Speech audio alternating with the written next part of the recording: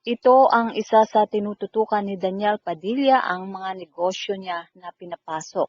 Bukod nga sa kanyang mga project na movie at endorsement. Sa kanyang Instagram story, makikita na abala sila ng kanyang mga non-showbiz friend. At may caption sa bandang baba na working in progress. Ito ay ang pag-aayos nila sa bagong branch ng negosyo nila sa abroad. Sabi nga ay mas malawak din ang mundo ni Daniel Padilla sa labas ng movie industry.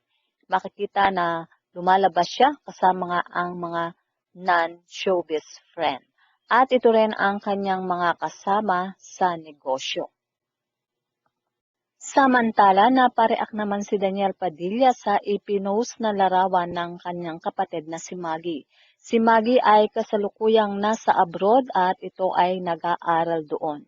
Ang larawan na ipinost ni Maggie ay ang napaka-sexy nitong picture kung saan ito ay nasa beach at makikita na siya ay nagbabasa. Ang reaksyon ni Daniel Padilla ay ang neutral face kung saan makikita yung concern ni Daniel sa kanyang kapatid na ang suot-suot niya ay super sexy. Mga ka-STAS, yan nga po ang ating balitaan at kung inyong naibigan, put your comment down below at syempre huwag kakalimutang mag-like, share, and subscribe.